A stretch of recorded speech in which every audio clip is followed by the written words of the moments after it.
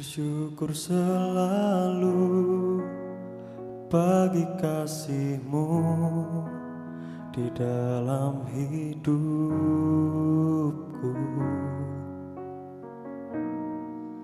dan takkan ku ragu atas rencana-Mu untuk masa depanku.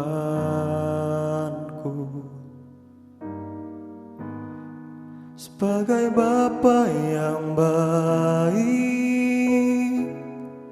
takkan pernah Kau melupakanku. Sebagai Bapa yang sangat baik, takkan pernah Kau meninggalkanku.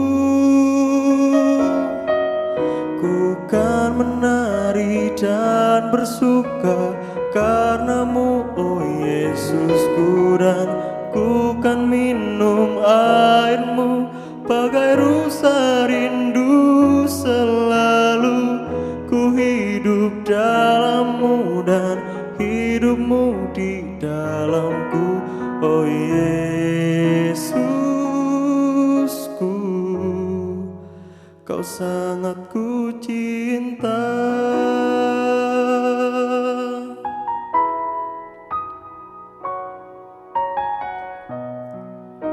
Bersyukur selalu bagi kasih-Mu di dalam hidupku,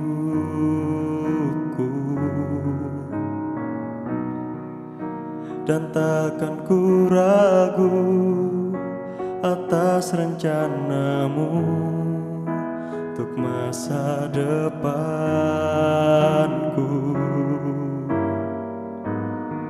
Sebagai Bapa yang baik, takkan pernah Kau melupakanku. Sebagai Bapa yang sangat baik, takkan pernah Kau meninggalkanku. Ku kan menari dan bersuka karena-Mu, oh Yesusku, dan ku kan minum air-Mu bagai rusa rindu. Selalu ku hidup dalam-Mu dan hidup-Mu di dalamku, oh Yesusku.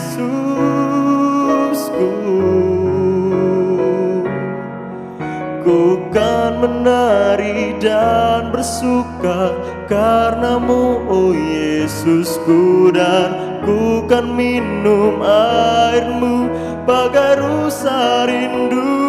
Selalu ku hidup dalam-Mu dan hidup-Mu di dalamku, oh Yesusku. Kau sangat ku cinta.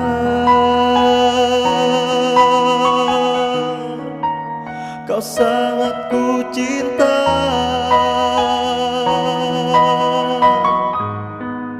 Kau sungguh baik Tuhan, cinta-Mu hebat, cinta-Mu ajaib, kasih-Mu kami bersyukur Tuhan.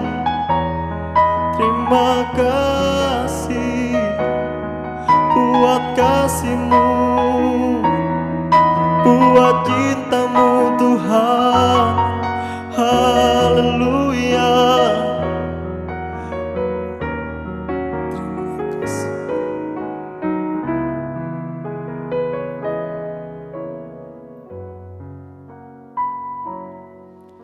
Ku kan menari dan bersuka karena-Mu, oh Yesusku, dan ku kan minum air-Mu bagai rusa rindu. Selalu ku hidup dalam-Mu dan hidupmu di dalamku, oh Yesusku.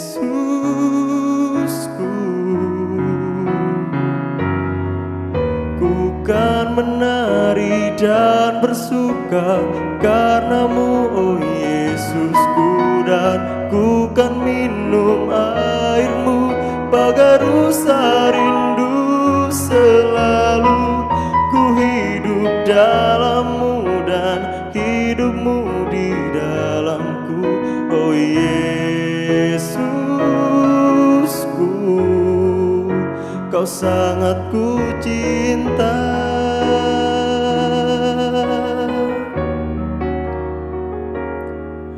Oh Yesusku, Kau sangat ku cinta.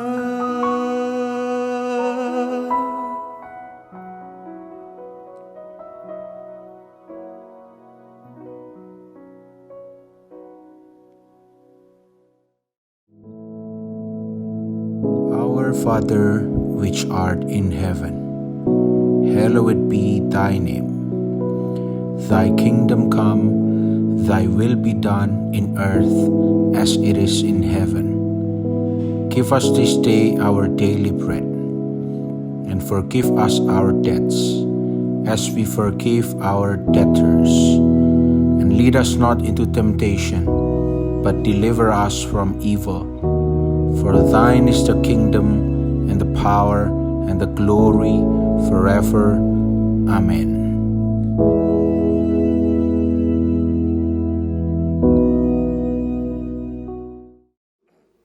Selamat pagi, shalom.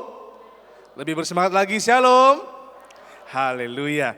Saudara, saya percaya orang yang dilahirkan, setiap kita semua dilahirkan, kita semua manusia itu punya ambisi, saudaraku. Ambisinya satu, berhasil. Contoh, bayi waktu dia butuh susu, dia belum bisa bicara, yang dia lakukan apa? Menangis. Gitu saudaraku ya. Lalu sama mamanya dibuatin susu dan dia celop susunya gitu. Terus kayaknya berhasil misinya apa? Mendapatkan susu. Itu bagi dia itu kebutuhan dia mencari susu dan dia berhasil mendapatkan susu. Terus kalau anak balita, misinya dia, keinginannya dia mencari sesuatu yang biasanya anak balita suka dan tidak pernah ditolak, yang bernama ice cream. Waduh, anak saya usia 5 tahun, begitu minta es krim, Dedi, aku boleh es krim enggak? Ya udah, karena kamu enggak batuk, enggak pilek, oke, enggak apa-apa, beli es krim. Tahu enggak yang dia jawab apa? Dia bilang gini, yes. Hanya untuk es krim aja sampai seakan-akan tuh dapat proyek 1 miliar, saudaraku. Yes gitu. Wah, dia berhasil mendapatkan es krim dan dia menikmatinya, gitu ya. Begitu anak itu tambah dewasa, remaja, yang dia butuhkan dia mencari mungkin kelompok, mencari teman, mencari sahabat. Belum lagi nanti begitu dia SMA dia mencari prestasi, dia mencari jati dirinya. Begitu belum lagi nanti kalau dia kuliah, dia mencari, mungkin sudah ada pendekatan, mencari jodoh ya. Dan dia kalau sudah mendapatkan jodoh, wah kayaknya berhasil gitu. Nanti kalau sudah menikah, dia bekerja, dia kaya, dia berhasil. Entah itu tujuannya dia menunjukkan kepada mertua, kalau saya bisa kaya, saya berhasil dalam pekerjaan. Bahkan terus, sampai dia dewasa, sampai tua, bahkan seorang lansia sekalipun, orang tua sekalipun, dia kadang mencari keberhasilan, saudaraku. Saya percaya hidup kita tidak ada yang mau gagal, setuju? Yang mau hidupnya berhasil, bisa angkat tangan. Tuhan memberkatimu.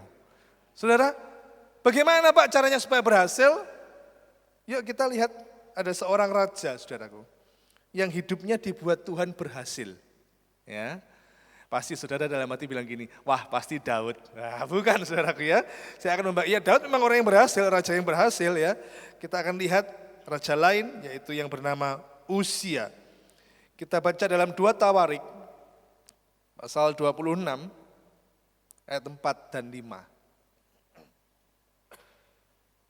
2 Tawarik, pasal 26 ayat 4 dan 5.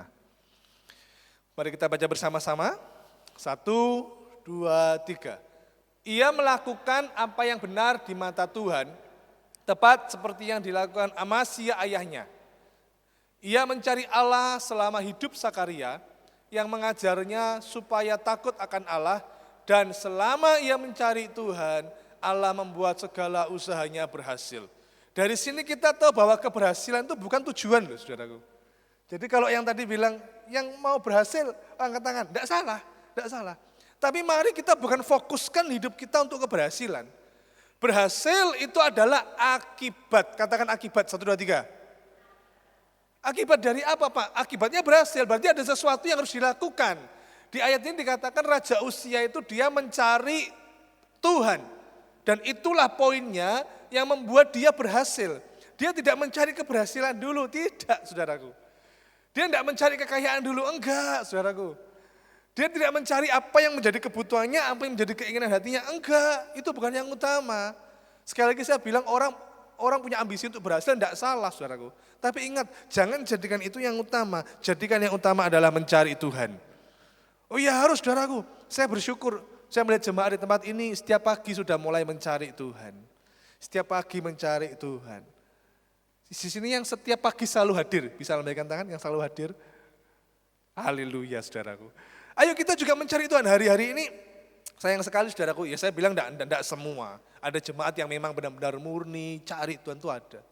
Tapi di Surabaya sana saudaraku, itu mencari yang namanya kesembuhan. Mencari kekayaan. Mencari mujizat. Jadi di gereja bukan cari Tuhan, tapi cari mujizat. Entah itu dalam bentuk KKR, dalam bentuk kesembuhan ilahi. Boleh enggak Pak cari kesembuhan di gereja? Enggak salah, boleh juga daripada di dukun. Iya kan? Boleh, di gereja memang harus cari kesembuhan kepada sang penyembuh yaitu Tuhan Yesus. Tapi masalahnya, kalau cari kekayaan, cari kesembuhan, cari berkat, begitu orang itu datang ke gereja, tidak disembuhkan, tidak dapat berkat, yang terjadi apa? Walah, podoai, wong saya datang tujuannya cari berkat, kesembuhan mujizat, lah aku pulang yo tetap gini. Berarti tidak ada sesuatu terjadi dalam hidupnya, yang malah terjadi adalah kecewa. Makanya jangan mencari itu dulu, tapi cari Tuhan. Orang yang cari Tuhan itu seperti Raja Uzia, dikatakan bahwa ia melakukan apa yang benar di mata Tuhan di ayat 4. Ia melakukan apa yang benar di mata Tuhan. Saudara, hari-hari ini orang demi mencapai tujuannya, demi mencapai ambisinya, itu bisa melakukan berbagai macam cara. Ya, kalau demi saya dapat bisa punya istri Pak, bisa menggait dia Pak, dia bisa suka sama saya, nggak penting caranya gimana, pokoknya dia harus suka sama saya, maka bisa jadi pakai pelet, ya dan sebagainya, saudaraku. Untuk kaya bisa korupsi, saudaraku, ya untuk apapun prosesnya itu loh, caranya yang aneh-aneh. Tapi saya percaya kalau orang tahu bahwa itu salah, artinya dia harusnya melakukan yang benar, bukan melakukan yang salah. Saudara, hati-hati dalam hidup ini banyak godaan kok saudara. Banyak godaan. Di saat orang lain tidak melihat, apakah kita tetap melakukan yang benar? Di saat kita dikecewakan orang, di saat kita ini seakan-akan kok tidak mendapat jawaban doa ya. Saya sudah setia rajin ke gereja. Tapi mana? Saya sudah hidup benar loh, tapi mana? Saudara, mari kita tetap hidup benar. Yang setuju katakan amin. Dan dikatakan, iya, Uzia itu mencari Allah selama hidup Sakaria yang mengajarnya supaya apa? Takut akan Allah. Jadi yang pertama orang itu mencari Tuhan. Yang kedua melakukan yang benar. Saudara. Yang ketiga rendah hati. Mana Pak ayatnya rendah hati Pak? Bisa ditampilkan di sini. Mana Pak ayatnya rendah hati Pak? Perhatikan saudaraku di ayat 5. Ia mencari Allah selama di ayat 5. Iya, ia mencari Allah selama hidup Sakaria yang mengajarnya supaya takut akan Allah. Saudara, Uzia awalnya sebagai orang yang rendah hati. Buktinya apa? Dia diajar, dibimbing oleh Sakaria untuk takut akan Allah dan dia mau. Ya kan? Akibatnya dia mencari Tuhan. Ini bentuk bahwa Uzia ini rendah hati, saudaraku. Dia dibimbing oleh Sakaria dan dia mau. Pertanyaannya gini, apakah kita mau dibimbing oleh Bapak Ibu Gembala? Apakah kita mau diperingati oleh saudara kita? Apakah kita mau diperingati oleh istri kita? Lah ini Pak, ini yang saya tunggu Pak. Ini istri bisa bilang gini, ini Pak yang saya tunggu Pak, betul Pak. Saudara, istri itu penolong. Jadi kalau suami diingetin istrinya, jangan langsung marah. Mari renungan dulu, bener enggak? Kalau perlu dituruti. Memang istri itu apa? Penolong, diingetin. Ojo lho Pak, kelingan, ayo omongannya pendeta. Firman Tuhan bilang apa? Jangan Pak. Wes, bene, harus gini. Enggak bisa saudaraku. Istri itu penolong. Begitu juga kalau istri diingetin suaminya, apakah tetap rendah hati? Apakah kaiso harus gini? Ya aku segini loh, begini. Kan istri dia banyak gitu saudaraku ya. Apakah mau? Saudara, orang yang rendah hati saat dia diingetin orang lain, saat dia dibimbing, saat dia dituntun, dia tahu, oh iya, baik. Tidak marah saudaraku, siap dilakukan. Harusnya seperti itu. Dan akibat dari semuanya itu, usia dibuat Tuhan berhasil. Satu saat saya ada kenal seorang gembala sidang di luar pulau saudaraku. Dan dia merintis mau membuka gereja, dia sudah punya beberapa jemaat dan dia tidak banyak jemaatnya saudaraku ya. Tapi dia setia melayani dan waktu dia pertama membuka ibadah itu, membuka gereja itu, ada beberapa orang yang ikut ibadah saudaraku. Tempatnya bukan di kota yang besar tapi agak pinggiran gitu. Nah begitu dia ibadah selesai semuanya berjalan baik. Lalu ini ibu gembala ini, dia pikir gini, iya gereja ini kok belum ada plangnya ya. Tahu plang ya? Plang biasanya di depan gereja itu loh. Atau petunjuk, apa? Bukan izin, tapi plang, kayak palang penunjuk. Ini gereja ini ibadah jam sekian, hari Minggu jam sekian, ya, ditunjukkan. Ya seperti itulah ya. Plang, saya bilang itu plang, kayak papan gitu lah, kayak papan. Nah akhirnya dia pesan ke orang untuk buatin papan gereja itu, untuk dipasang di depan gereja gitu ya, di atas gitu. Lalu hari Senin berlalu, hari Selasa berlalu, hari Rabu itu papannya jadi. Ya, lalu ditaruh di lantai dulu karena belum ada yang masang saudaraku. Saudara tahu? Ternyata didatangi oleh kepala suku di tempat itu. Hari Kamis atau Jumat gitu didatangi kepala sukunya dan kepala suku bilang gini, saya tidak setuju di tempat ini ada gereja. Jangan ibadah, jangan buat ibadah, jangan membuka ibadah seperti yang kemarin. Saya dengar ibu membuka gereja, merintis gereja di tempat ini. Awas sekali lagi kalau dibuka ibadah. Saya larang, tidak boleh ada ibadah di sini. Maka ibu ini karena dia seorang diri dan belum menikah juga, dia tanya, Bapak apa salah saya? Saya akan membuka gereja untuk membina rohani jemaat. Saya tidak melakukan kekerasan, saya tidak melakukan kejahatan. Tidak boleh, pokoknya saya bilang tidak boleh. Waduh, ibu ini takut saudaraku, takut ibu ini. Dia seorang diri menghadapi itu dan dia baru mengalami itu. Lalu Bapak kepala suku itu pergi, pulang, terus dia dengan gentar, dia ini berdoa, Tuhan gimana. Akhirnya tetap minggunya ada ibadah, saudaraku. Dia memberanikan diri, minggunya ada ibadah. Lalu ini terdengar kabar, kepala suku dengar kalau minggu tetap ada ibadah. Maka yang terjadi terus Senin, Selasa, Rabu, Kamis, Jumatnya itu kepala suku datang lagi membawa preman. Preman itu sedang mabuk. Begitu preman itu masuk di tempat ibadah itu kursi-kursi yang sudah ditata, itu hari Jumat ya. Kursi-kursi yang sudah ditata untuk hari Minggu pagi, itu premannya menendang-nendang kursi itu. Degar, mana ini yang punya rumah? Preman enggak ngerti itu rumah Tuhan ya, dikira rumahnya orang. Mana ini yang punya rumah? Keluar. Wah gitu ya. Lalu ibu gembala ini turun, dari lantai 2 dia turun. Kenapa Bapak, kenapa? Kepala suku ini bilang gini, sudah dibilang jangan ada ibadah.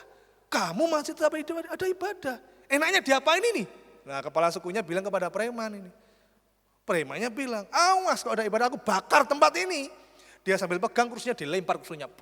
Gitu. Ditendang lagi, jadi kursi yang sudah tertata akhirnya jadi morat-marit. Dan preman ini sudah tahu, namanya preman aja sudah sangar, ganas gitu saudaraku ya. Apalagi lagi mabuk gitu. Maka kepala sukunya agaknya sudah di atas angin. Kapok kamu ya, aku panggilin preman gitu ya. Preman ini semakin menjadi-jadi, kalau ada ibadah dan aku temu kamu, aku bunuh kamu. Sambil mabuk tentunya. Lalu ibu gembala ini kebingungan dan dia ketakutan.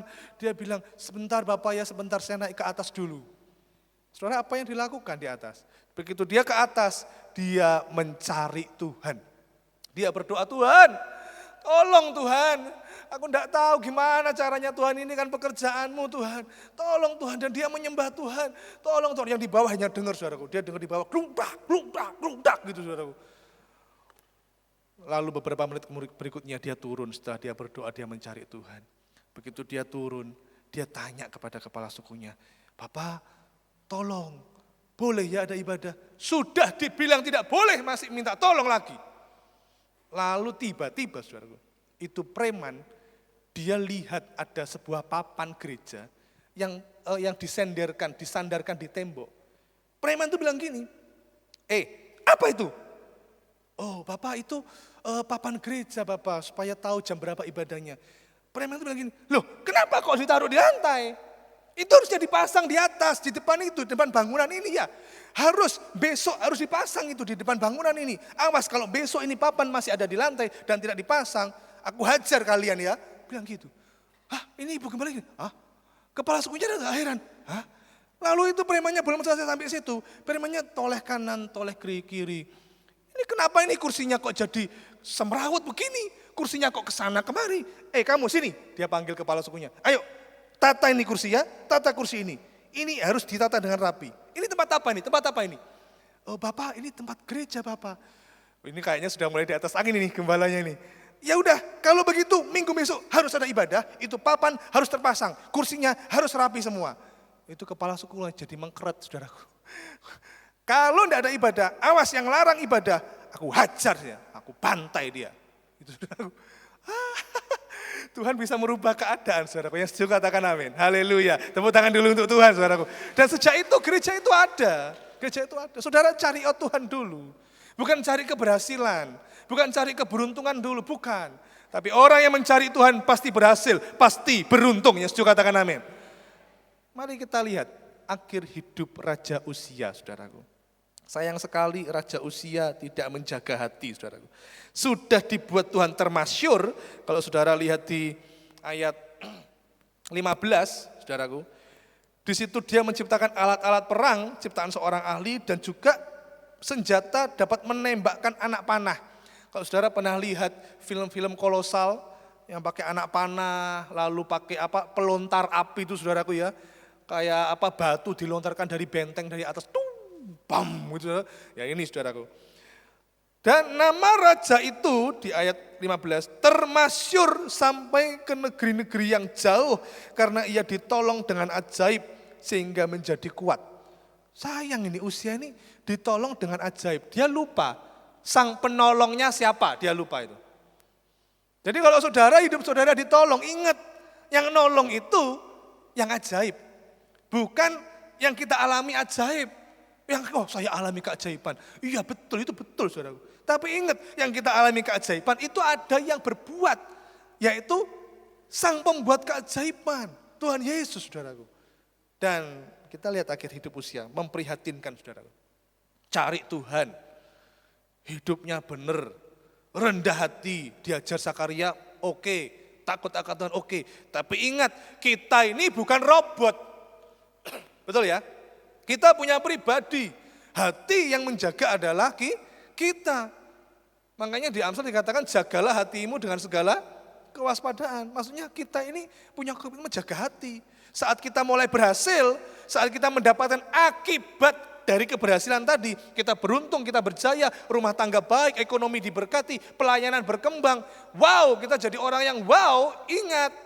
Tetap jaga hati. Lihat Uzia. Ayat 16. Setelah ia menjadi kuat, ia menjadi tinggi hati. Dan orang yang tinggi hati itu ada akibatnya. Ngeri saudaraku. Sehingga ia melakukan hal yang merusak.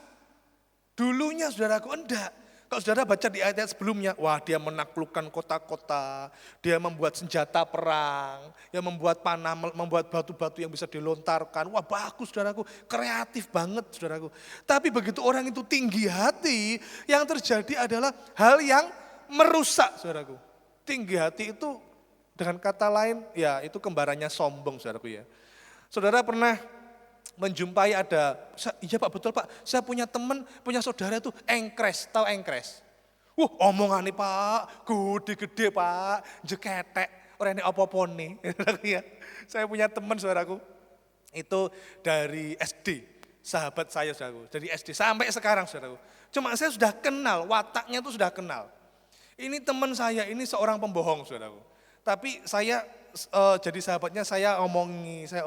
Bukan saya bilang bukan pembohong ya, tapi nggak bisa dipercaya lah, omongannya itu gede lah.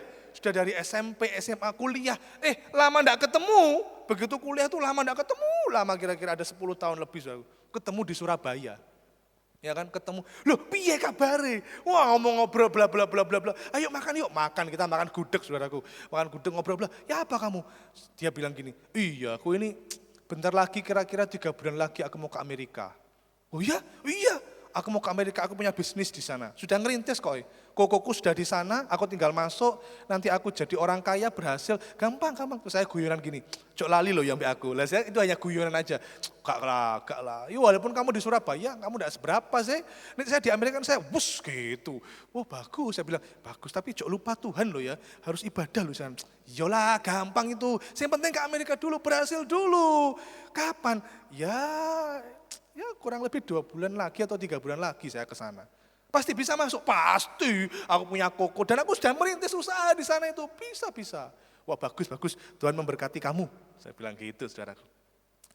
Terus pisah enggak ketemu lagi ya. 4 bulan, 5 bulan. Loh, bulan ke-6 saya dapat undangan. Loh, ini temanku yang kemarin, sahabat itu loh dari SD yang ngomong besar itu engkres. Wah, nikah, tak lihat. Iyalah, dulunya bilang ke Amerika, ternyata jeketek yang caruban. Caruban, dodolan itu saya buka depot ya. Ya enggak apa-apa, enggak masalah. Saudara mau tinggal di mana enggak masalah. Cuma gini loh, jangan tinggi hati dulu saudaraku. Jangan sombong dulu, jangan engkres gitu saudaraku ya. Nah, perhatikan, usia ini menjadi tinggi hati, ia merusak, melakukan hal yang merusak. Bahkan dikatakan ia berubah setia. Hati-hati. Dulu orang kaya waktu belum punya, aduh setia saudaraku, setia. Waktu belum punya, waktu butuh Tuhan, oh iya terlibat dalam pelayanan ya, hidupnya benar. Tapi begitu diberkati, mulai naik, diberkati, mulai naik lagi. Wah ada promosi, jabatannya dinaikkan, rumah tangganya dulu rumahnya hanya ukuran 6 kali 10, sekarang jadi 9 kali 15, berlantai 2, oh mulai naik. Nah ini dia bahaya. Orang itu kalau makin diberkati, dia makin naik. Kalau saudara makin naik ke gunung, makin berat apa enggak? Oh berat saudara. Gak percaya, naik ke gunung. Awalnya enggak berat, naik terus, makin tinggi. Tekanan gravitasi itu makin berat saudara. Dan makin di atas, anginnya makin kenceng. Kalau anginnya kenceng, tekanannya berat. Kalau kita enggak kuat, gelundung jatuh saudara. Mari hari-hari ini saya percaya jemaat di sini adalah jemaat yang semuanya diberkati Tuhan. Amin. Tapi ingat, jangan tinggi hati. Jangan seperti Raja Usia. Jangan berubah setia. Sebaliknya, makin kita diberkati, kita harus tambah setia. Yang setuju katakan amin. Dan lagi saudaraku, dulunya Usia ini rendah hati. Betul. Makin dia kuat, makin dia menjadi sombong dan tidak rendah hati. Bahkan suka marah. Saudara lihat, dia membakar ukupan di atas mezbah pembakaran ukupan. Bukan tugasnya dia, itu tugasnya imam. Dia melanggar perintah Tuhan. Lalu di ayat 19, waktu dia diperingati oleh imam, ayat 19, tetapi Usia dengan bokor ukupan di tangannya untuk dibakar menjadi marah. Saudaraku. Waduh, orang yang bersungut-sungut yang marah, itu cepat berangkat loh saudaraku. Ngerti ya maksudnya cepat berangkat ya. Hati-hati. Apalagi kalau usia sudah 40-50 saudaraku. Itu seharusnya dapat usia sampai 80 dipotong, didiskon jadi 50. Kenapa? Karena suka marah, suka bersungut-sungut. Hati-hati saudaraku. Siapapun yang menegur kita, mari kita koreksi. Iya apa enggak ya? Kalau iya ya bertobat. Kalau enggak ya sudah. Kita koreksi, jangan apa-apa marah dulu. Usia ini marah dulu kalau saudara baca. Aduh, mengerikan.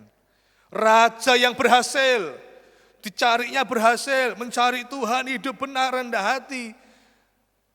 Tahun demi tahun, dia menjadi kuat dan akhirnya tinggi hati, melakukan hal yang merusak. Dia tidak rendah hati, marah dan melanggar perintah Tuhan.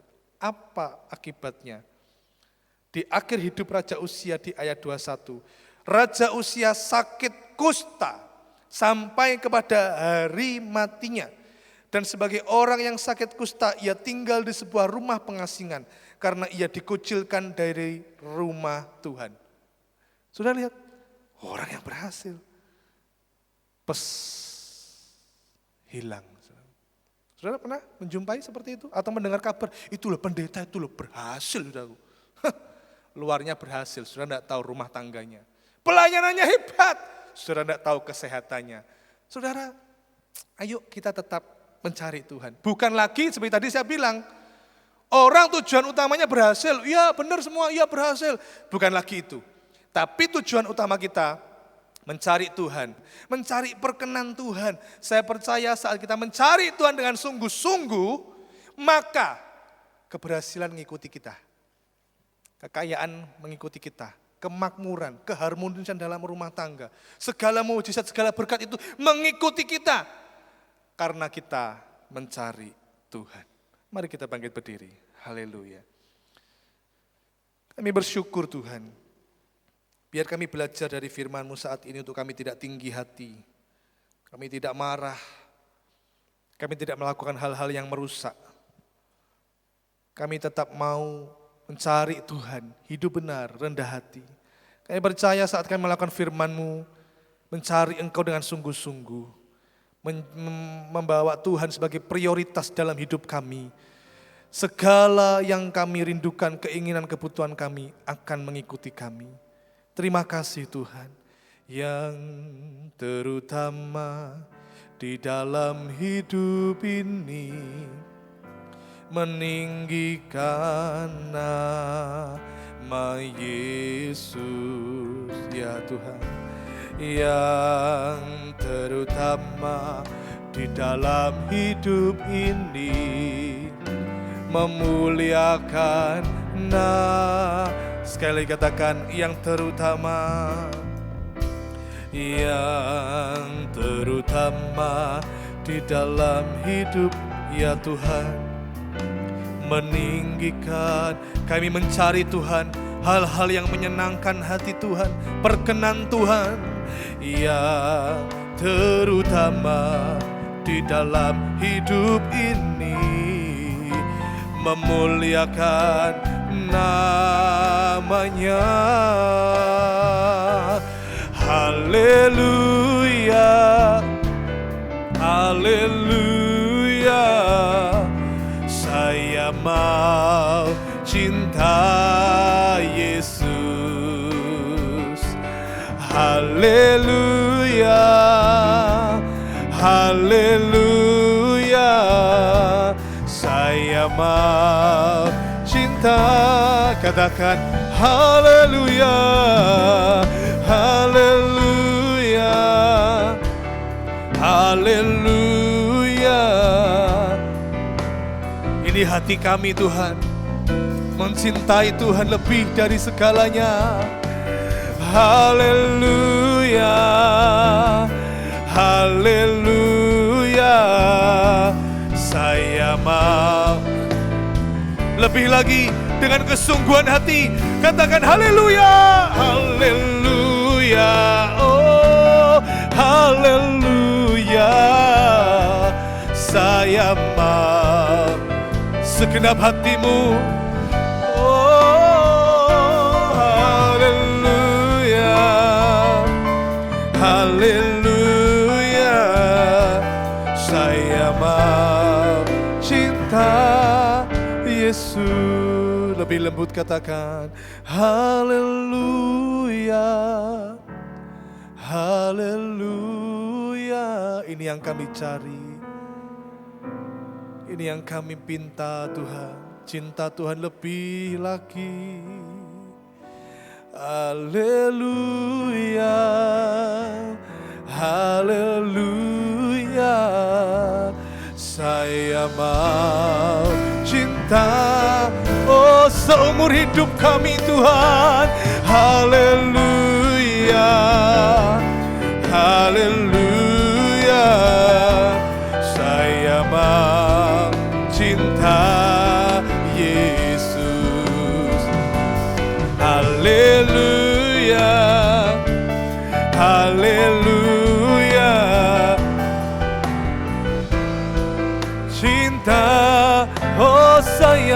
cinta Yesus, saya mau cinta. Mari dengan sungguh-sungguh katakan, saya mau cinta Yesus. Terima kasih Tuhan, terima kasih Tuhan. Biarlah kami tidak mencari keberhasilan, kami tidak mengutamakan kekayaan, kami tidak memprioritaskan yang lain. Kami hanya mencari Tuhan, memprioritaskan hidup benar, rendah hati. Dan kami percaya saat kami melakukan firman-Mu dengan sungguh-sungguh mencari Tuhan, mencari perkenan Tuhan, hal-hal yang menyenangkan Tuhan, kami percaya sepanjang hidup kami dipenuhi dengan keberhasilan. Kami memperoleh akibat yang luar biasa karena Tuhan memberkati kehidupan kami. Terima kasih Tuhan, terima kasih Tuhan. Sebentar kami akan pulang meninggalkan tempat ini. Kami mengangkat tangan kami Tuhan, dan kami terima berkat-Mu. Di dalam nama Tuhan Yesus Kristus, Tuhan memberkati engkau dan melindungi engkau. Tuhan menyinarkan wajah-Nya kepadamu, memberi engkau kasih karunia. Tuhan menghadapkan wajah-Nya kepadamu, memberi engkau damai sejahtera. Pulanglah, hidupmu diberkati Tuhan, kesehatanmu diberkati Tuhan, pekerjaanmu diberkati Tuhan, rumah tanggamu diberkati Tuhan. Tuhanlah yang membuat engkau berhasil. Di dalam nama Tuhan Yesus yang sudah diberkati Tuhan, sama-sama katakan amin.